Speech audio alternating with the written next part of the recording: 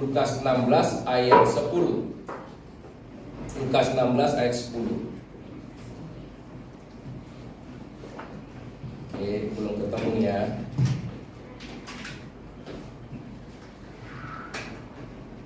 Kalau yang sudah ketemu pakai HP biasanya cepet tuh. Sudah ketemu?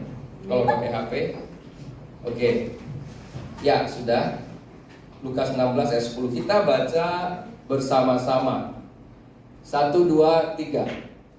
Barang siapa setia dalam perkara-perkara kecil, ia setia juga dalam perkara-perkara besar. Dan barang siapa tidak benar dalam perkara-perkara kecil, ia tidak benar juga dalam perkara-perkara besar. Ayat ini ditulis ada di Matius juga ada di Markus ya. Kemudian kita bisa merenungkan ayat ini sungguh luar biasa. Kenapa sih dikatakan setia perkara-perkara kecil? Coba renungkan sahabat LTVC. Saya mau mengajak untuk bisa merenungkan apa yang Alkitab tulis sehingga bisa menguatkan kita di dalam hidup kita. Saya kasih contoh begini. Kalau ada 100 poin, 99 poin itu dilakukan dengan benar. 99 poin itu dilakukan dengan benar. Tetapi ada 1 poin yang tidak penting, itu tidak dilakukan. Saya ulang. Ada 100 poin, 99 poin penting itu dilakukan. Ada 1 poin yang tidak penting, itu tidak dilakukan. Hal yang tidak penting. Tetapi Alkitab berkata, barang siapa setia dalam perkara kecil, coba, dia akan setia dalam perkara besar. Apabila kita baca Alkitab, kita renungkan hal yang paling sederhana yang Tuhan berikan kepada manusia, yaitu yang namanya Adam dan Hawa. Semua yang ada di taman ini apa? Boleh engkau? Hanya berapa? Just one. Nah, kenapa Yesus concern dengan perkara-perkara kecil? Semua boleh, hanya 1 yang enggak, itu pun kok pada diem? Dilanggar, iya kan? Apalagi yang Alkitab tulis buat kita untuk kita renungkan. Masih ingat peristiwa istri Lot? Hal kecil yang disampaikan. Kalau kamu lari keluar dari Sodom dan Gomora, jangan lihat ke belakang. Tapi justru apa? Lihat ke belakang. Akhirnya jadi tiang garam. Jadi it's very simple sebenarnya hal-hal kecil, tapi kadang-kadang itulah yang dilanggar karena saking tidak penting. Apa sih susahnya? Apa sih masalahnya kalau cuma sekedar lihat ke belakang? Iya kan? Apa sih susahnya? Tetapi Alkitab mencatat begitu dilanggar, dia lihat ke belakang, dia jadi tiang garam. Nah, Alkitab juga mencatat hal-hal kecil. Seorang janda punya utang. Iya kan? Seorang janda punya utang, sebentar lagi anaknya akan apa? Diambil oleh si penagih utang. Dan apa yang terjadi? Seorang nabi berkata, cuma pinjam apa? Pinjam buli-buli. Hanya itu, sederhana sekali, hal kecil. Coba pikirkan, apa hubungannya utang dengan buli-buli? Gak ada hubungan.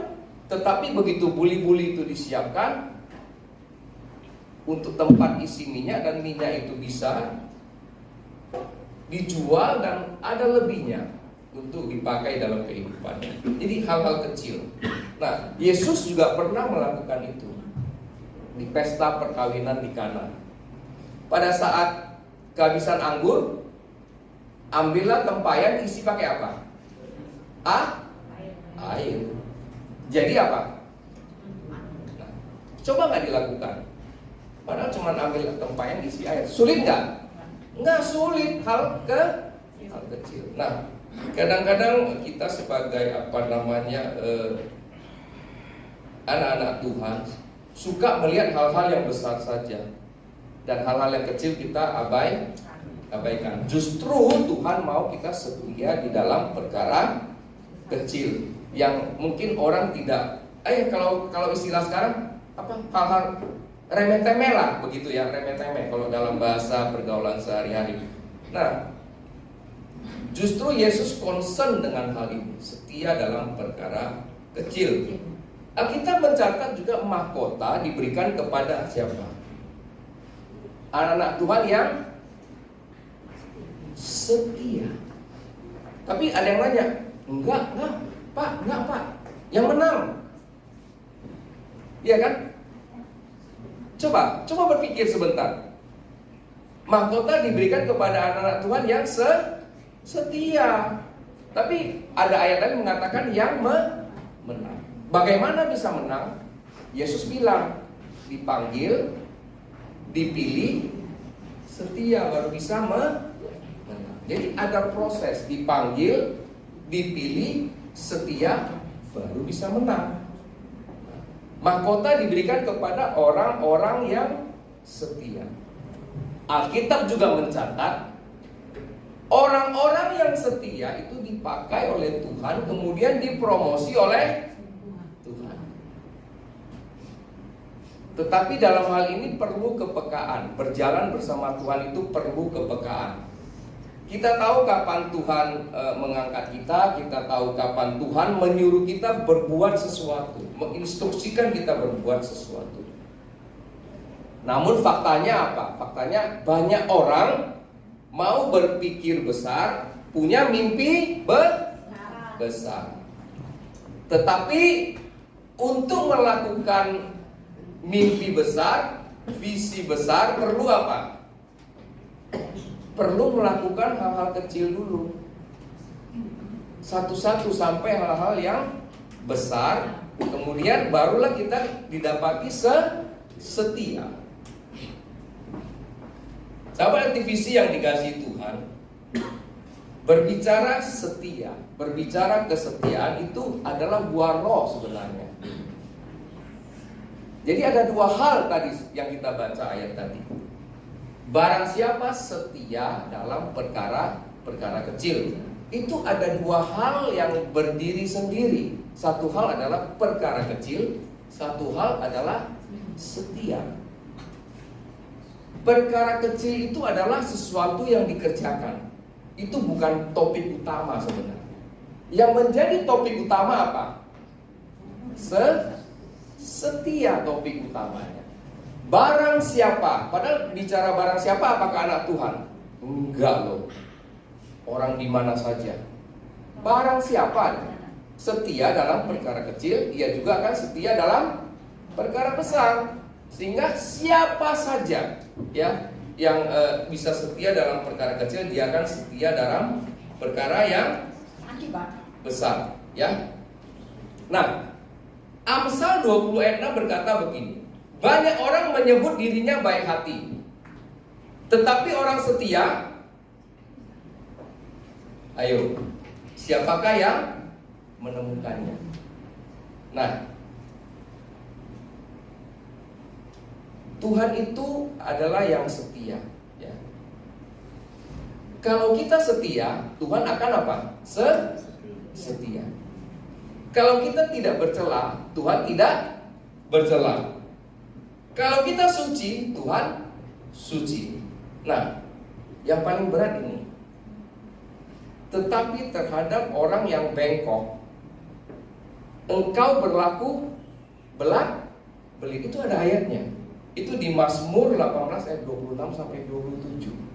Sehingga apabila kita tidak setia dalam perkara kecil, ya, kita lari dari tanggung jawab, itu Tuhan itu treatmentnya terhadap kita itu lebih berat loh. Makanya kadang-kadang kita bisa melihat ada orang berkata begini, Tuhan, aku sudah datang ibadah, aku sudah ikut Engkau, tetapi kok aku susah ya? Kenapa ya? Ayat ini berkata, tetapi terhadap orang yang bengkok, Engkau berlaku belit. Jadi intinya hati kita yang dilihat Tuhan. Intinya hati kita, ya. Hati kita kalau benar, setia, tidak bercela, suci, ya Tuhan seperti itu dengan kita, ya. Nah, ini penting buat anak-anak Tuhan untuk diketahui. Tadi saya katakan topik utamanya adalah kesetiaan. Topik utamanya bukan perkara kecilnya. Perkara kecilnya itu sesuatu yang dilakukan, tapi intinya kesetiaan. Ada hal penting di dalam kesetiaan sebenarnya. Kesetiaan itu bisa mendatangkan apa? Berkat. Contoh ginilah, bekerja di perusahaan, seseorang bekerja di perusahaan, baru masuk aja kerja belum 3 bulan sudah pindah. Setia nggak? Enggak. Terus dia melamar di tempat lain. Dia kerja lagi, baru 3 bulan pindah lagi. Melamar di tempat lain, 3 bulan lagi pindah. Track recordnya bagus nggak? Enggak. Karena dia bukan orang setia. Dia bukan orang setia. Kalau saya tahu kalau sahabat LTVC itu pasti orang-orang setia. Ya kan? Contohnya Pak Ian itu 20 tahun di satu perusahaan nggak pindah-pindah. Ada orang setia di sini. Ya. Jadi ada contohnya.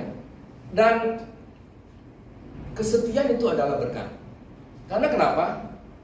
Begitu ada tanggung jawab diberikan, penambahan tanggung jawab itu adalah apa? Berkat daripada Tuhan. Ya. Makin tinggi posisi seorang, berarti tanggung jawabnya makin besar. Berkat makin banyak. Iya dong. Mana bisa sama seorang staf biasa dengan seorang manajer atau direktur. Makin tinggi. Alkitab katakan setia dalam perkara kecil, dia akan setia dalam perkara besar. Artinya Tuhan akan buka jalan buat kita semua, ya. Nah, Tuhan juga bisa pilih orang. Tadi kan saya katakan dipanggil, dipilih, dan setia. Tuhan itu di Alkitab dia memilih seseorang yang namanya Yusuf. Nama Yusuf ini sering dikatakan di dalam khotbah. Bahkan saya pernah sharing sama teman saya, dia bilang begini, kadang-kadang saya bosan loh. Kenapa, saya tanya? Kok contoh di mimbar itu Yusuf lah, Daud lah, gak ada yang lain, dia bilang. Kita namanya itu, saya bilang. Dan contoh itu akan berlaku sepanjang masa, sepanjang masih kita hidup, ya. Tuhan memilih Yusuf itu karena apa? Karena dia mengerti maksud Tuhan. Cuman itu. Kalau dia mengerti maksud Tuhan, keadaan itu tidak bisa merubah hatinya. Kita harus mengerti maksud Tuhan dalam hidup kita, supaya kita apa? Bisa setia dalam perkara kecil. Apabila kita nggak mengerti maksud Tuhan di dalam hidup kita, kita sulit percaya, sulit melakukan hal-hal kecil. Nah, Yusuf itu dia mengerti maksud Tuhan.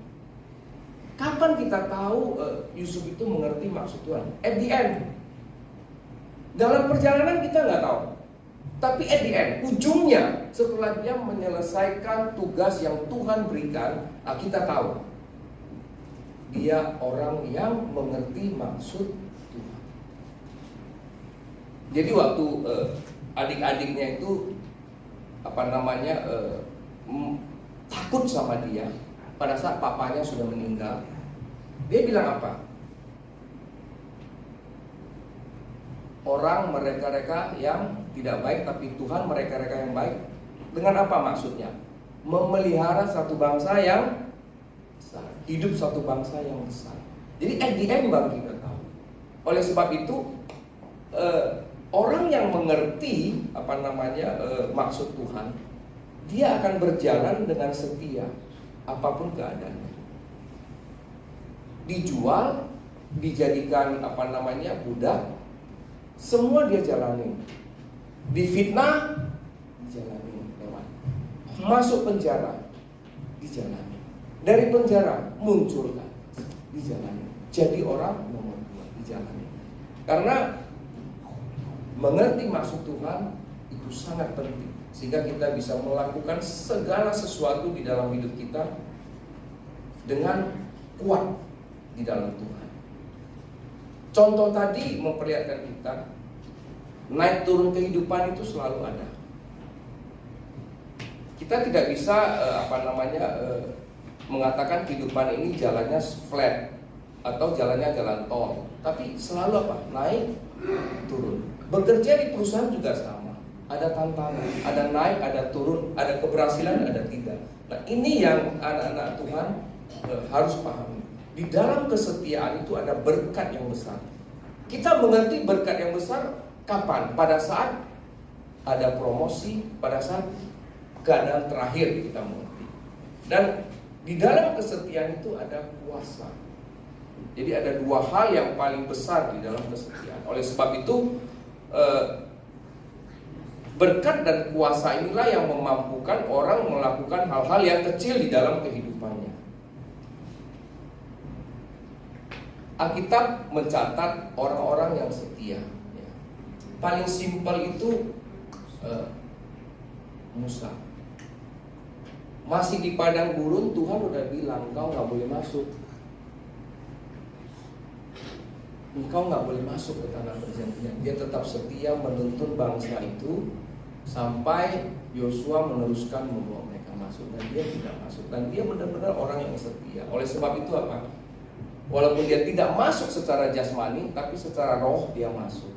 Waktu Yesus datang di muka bumi itu, ada 2 orang di dalam perjanjian lama yang bisa berdiri bersama Yesus, Elia dan Musa. Jadi Musa itu adalah orang yang setia. Lihat betapa besarnya kuasa Musa. Tipe orang setia. Laut dibelah, ya kan? Semua yang dikerjakan itu luar biasa sekali. Kesetiaan itu memiliki berkat dan kuasa. Belajarlah untuk setia di dalam kehidupan kita.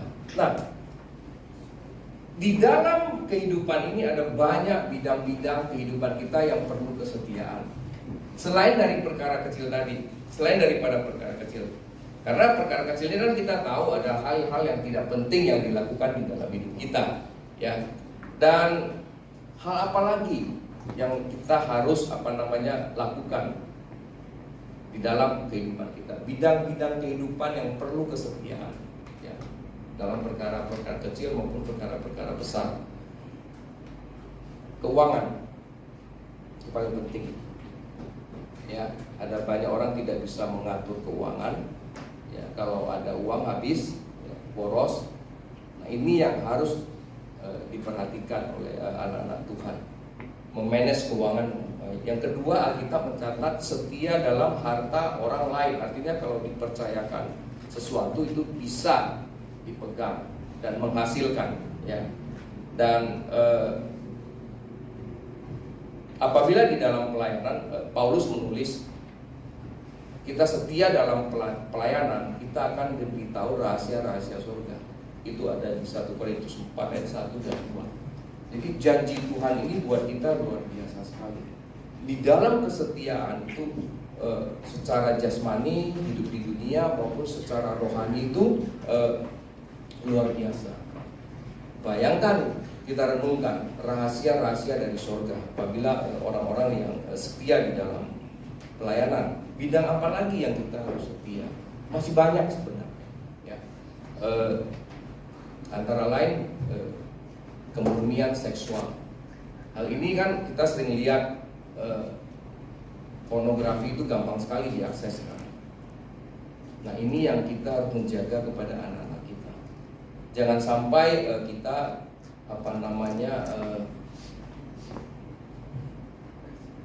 tidak bisa mengawasi anak-anak kita hingga mereka masuk ke dalam pornografi. Survei mengatakan makin banyak menonton pornografi itu otaknya makin rusak.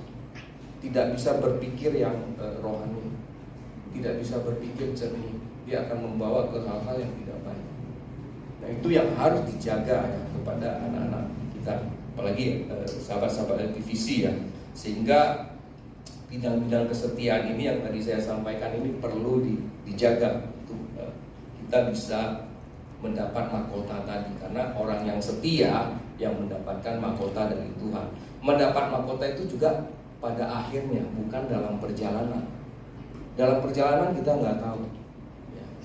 Dan sahabat LTVC pasti tanya, bagaimana kita bisa setia? Bagaimana kita bisa setia? Itu kan, bagaimana kita bisa setia dalam perkara kecil? Karena Tuhan bilang setiap perkara kecil nanti diberikan perkara besar. Artinya tanggung jawabnya progresif. Bagaimana? Sahabat LTVC kan paling suka nanyanya bagaimana, how kan? Nah, setia itu tadi saya katakan adalah buah roh. Buah roh ada berapa? 9 ya kan? Nah, salah satunya kesetiaan. Nah, bagaimana orang yang memiliki buah roh ya dengan yang tidak memiliki buah roh? Coba renungkan. Nah, orang-orang yang memiliki buah roh kesetiaan itu dia dikuasai oleh firman Tuhan. Setelah dikuasai oleh firman Tuhan, dia dihidupi oleh firman Tuhan. Segala sesuatu yang dia kerjakan, kalau dia ketemu masalah, dia pasti carinya firman Tuhan, tidak yang lain. Dia cari jawaban selalu dari firman Tuhan. Nah, apabila orang-orang yang tidak memiliki buah roh, dia tahu firman Tuhan, hanya tahu, tidak dikuasai oleh firman Tuhan, tidak menghidupi firman Tuhan. Beda. Orang yang memiliki buah roh itu dikuasai oleh firman Tuhan dan menghidupi firman Tuhan, sehingga hidupnya dituntun oleh firman Tuhan. Jadi untuk bisa setia perkara kecil, kita yang pertama itu harus memiliki apa? Buah roh yang setia ya, kesetiaan itu. Nah, apabila kita hanya tahu firman Tuhan, hanya tahu setiap minggu saya udah ke gereja nih, saya dengar firman Tuhan, itu artinya apa? Pulang masih baca firman nggak? Belum tentu. Itu dia lemahnya anak-anak Tuhan di situ ya. Sehingga apabila dia menghadapi masalah, dia nggak tahu mau cari jawabannya di mana. Kalau hadapi masalah nggak tahu jawabannya ada di mana, pasti pakai kekuatan diri sendiri cari jawaban. Selalu jalannya pasti salah. Oleh sebab itu dasarnya selalu harus firman Tuhan, supaya kita tidak cari jalan keluar yang salah. Nah, sahabat LTVC, orang-orang yang memiliki buah roh kesetiaan itu adalah orang-orang yang tenang. Tidak cepat terpancing. Ada keadaan bisa membelokkan fokusnya ya. Dia orang-orang yang tenang. Orang-orang yang memiliki buah roh yang setia adalah orang-orang yang suka berdoa. Jadi ada kaitannya. Orang-orang yang memiliki buah roh setia itu adalah orang-orang yang suka berdoa ya. Dan orang yang memiliki buah roh kesetiaan itu percaya Tuhan bekerja. Sangat-sangat percaya Tuhan bekerja. Walaupun kadang-kadang dirasakan apa? Jujur, lambat. Tapi Alkitab mengatakan Tuhan tidak pernah terlambat. Kita yang merasa terlambat, tapi Tuhan tidak. Tuhan selalu apa? Melakukannya tepat pada waktunya, tidak pernah terlambat ya. Untuk bisa setiap perkara kecil, yang pertama itu harus memiliki apa? Buah roh. Yang kedua, untuk bisa setia itu bersyukur. Kita beberapa minggu ini beberapa hamba Tuhan menyampaikan sesuatu yang selalu berkesinambungan untuk kita. Tiap minggu nyambung sampai hari ini nyambung ya. Orang yang bersyukur itu adalah orang yang apa? Kuat menghadapi tantangan. Tadi orang yang memiliki buah roh kesetiaan itu dia dikuasai oleh firman Tuhan, hidup oleh firman Tuhan. Nah, orang yang bersyukur itu kuat menghadapi tantangan. Coba bayangkan, renungkan, memiliki buah roh, kemudian memiliki rasa bersyukur yang besar. Itu ada firman Tuhan yang menopang, kemudian kuat menghadapi tantangan. Wah, luar biasa sekali. Sehingga untuk jadi pemenang bukan hal yang mustahil buat anak-anak Tuhan. Orang yang bersyukur itu selalu apa? Percaya walau tidak melihat. Poinnya di situ. Orang yang bisa bersyukur itu percaya walaupun tidak melihat. Ada rasa syukur yang besar membuat kita itu tahu Tuhan beserta kita dalam keadaan apapun. Sehingga harapan-harapan kita untuk masa akan datang itu kita sangat percaya Tuhan pasti berikan kepada kita untuk memiliki rasa bersyukur. Nah, orang-orang yang memiliki rasa syukur yang tinggi itu ada tandanya. Tandanya apa, sahabat LTVC? Dia dipimpin oleh Roh Allah. Dia dipimpin oleh Roh Allah. Roma 8 ayat 14. Anak-anak Tuhan yang dipimpin oleh Roh Allah itu memiliki rasa bersyukur yang sangat tinggi, ya. Nah, sedangkan lawannya adalah apa? Lawannya orang yang bisa bersyukur, dia kuat menghadapi tantangan. Sebaliknya orang yang tidak bersyukur, coba renungkan, kita nggak pernah mengalami hal-hal pada saat kita tidak bersyukur kepada Tuhan. Kita nggak kuat menghadapi masalah, goyah loh, benar nggak, sahabat LTVC? Pada saat kita kehilangan rasa syukur, goyah nggak? Goyah. Kita melakukan apapun, ya, itu udah tanpa Tuhan. Artinya kita udah gampang ditarik kepada hal-hal yang merusak keadaan. Artinya terdistract. Sekarang istilahnya kan terdistract kan. Kita mau melakukan hal yang baik, kadang-kadang begitu ada HP, pegang HP bisa lupa loh. Benar serius. Saya aja bisa kadang-kadang begitu, terdistract. Terus saya, ini salah, ini nggak bisa. Tadi kan saya mau lakukan apa? Kok saya pegang HP? Saya buka WA. Padahal tujuan saya bukan itu, pegang HP mau yang lain. Nah, tiba-tiba terdistract. Nah, orang-orang yang tidak bersyukur itu gampang sekali terdistract oleh keadaan-keadaan. Dan hidupnya apa? Dipimpin oleh apa? Daging. Ya, dipimpin oleh daging. Artinya keinginan dagingnya itu jauh lebih kuat daripada keinginan rohnya. Nah, kita bisa melakukan hal-hal yang kecil dengan setia. Pertama, tadi kita katakan memiliki buah roh, yang buah roh kesetiaan. Kemudian kedua, bersyukur. Yang ketiga, memiliki penguasaan diri. Memiliki penguasaan diri. Karena apa? Karena melakukan hal kecil itu tidak gampang. Kadang-kadang kita abaikan karena halnya itu kecil, kita abaikan. Justru Tuhan bilang itu yang penting. Nah, apabila kita memiliki penguasaan diri, kita matang dalam emosi dan jiwa kita. Nah, orang-orang yang tidak bisa menguasai diri itu emosi dan jiwanya itu tidak matang.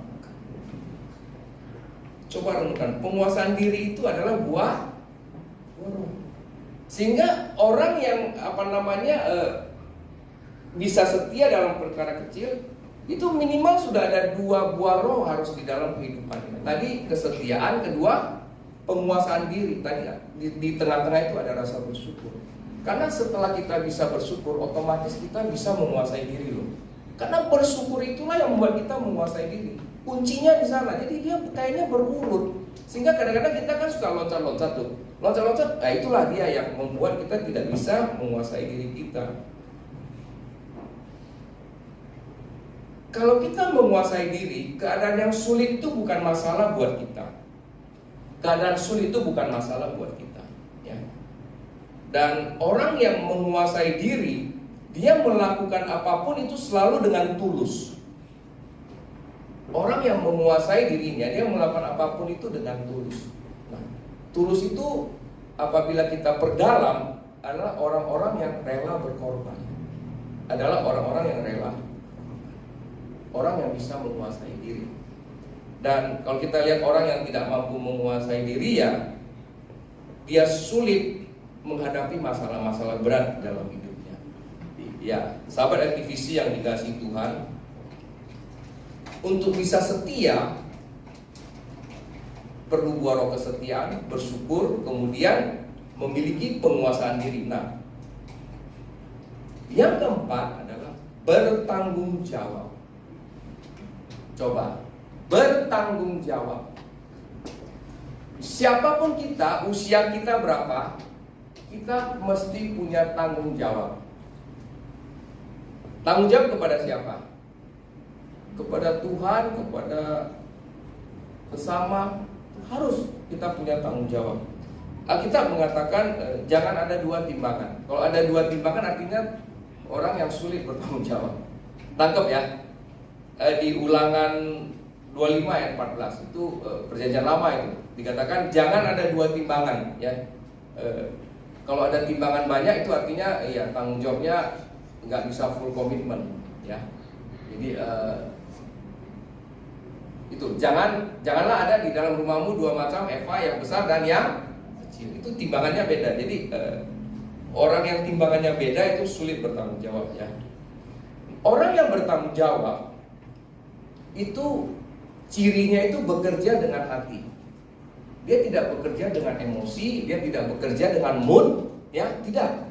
Tapi dia bekerja dengan hati. Dia sungguh-sungguh, karena dia bertanggung jawab. Kita bisa lihat orang yang bekerja di perusahaan ya, itu kadang-kadang bisa overtime, bisa sampai minggu juga masuk ya kalau penting ya. Nah itu dia bekerja dengan hati. Nah orang-orang yang bertanggung jawab ini bekerja dengan pengawasan yang sedikit, tidak perlu banyak diawasi. Nah apabila orang yang tidak memiliki tanggung jawab itu kerjanya harus diawasi terus-menerus. Bagi yang sudah level manajer itu pasti tahu dia punya bawahan-bawahan yang harus diawasi. Karena setiap manusia ada yang punya tanggung jawab, ada yang enggak. Ada juga orang yang nggak disuruh baru kerja, nggak disuruh nggak kerja, nggak ada inisiatif. Jadi seperti itu. Jadi tanggung jawabnya nggak ada. Dia nggak merasa memiliki sesuatu untuk dikerjakan. Untuk bisa setia dalam hal perkara kecil itu memiliki buah roh kesetiaan, bersyukur, yang bisa bersyukur, kemudian menguasai diri dan bertanggung jawab. Kemudian yang terakhir saya undang pemusik ya, biar cepet ya. Pemusik, WL, MC ke depan, singer ya. Nah, yang terakhir memiliki kesabaran. Kesabaran juga adalah buah roh. Apabila kita bisa setia dalam perkara kecil, itu kita memiliki kesabaran. Amsal 24 ayat 10 katakan, jika engkau tawar hati pada masa kesesakan, kecillah kekuatanmu. Orang yang tidak besar itu tidak sabar, tidak punya kekuatan yang besar menghadapi keadaan. Orang harus sabar di dalam kehidupan ini ya. Tuhan kita panjang sabar. Katanya kita anak Tuhan. Tuhannya, Bapaknya panjang sabar. Kita anak-anak Tuhan juga panjang sabar. Yang luar biasa, Amsal 25 ayat 15 berkata begini. Orang sabar itu memiliki lidah yang lembut. Sahabat aktivis. Orang sabar memiliki lidah yang lembut. Dengan kesabaran seorang penguasa dapat diyakinkan, dan lidah lembut mematahkan. Itu luar biasa sekali. Sahabat aktivis yang dikasihi Tuhan, untuk bisa setia paling tidak ada 5 hal yang kita harus ingat dalam kehidupan kita. Yang pertama apa? Memiliki buah roh kesetiaan. Kedua, bersyukur. Ketiga, memiliki buah roh penguasaan diri. Yang keempat, bertanggung jawab. Yang kelima, buah roh kesabaran. 5 hal inilah yang membuat kita bisa setia dalam perkara kecil. Oleh sebab itu, peran Roh Kudus sangat besar sekali di dalam kehidupan kita. Ya, Untuk adik-adik ya, ingat peran Roh Kudus di dalam kehidupan kita itu sangat besar. Dan ada berkat dan kuasa yang besar di dalam kesetiaan. Anak Tuhan paling suka kalau bicara berkat dan kuasa. Oleh sebab itu, milikilah buah roh ya, supaya kita bisa setia dalam hal perkara kecil. Tuhan Yesus memberkati kita semua.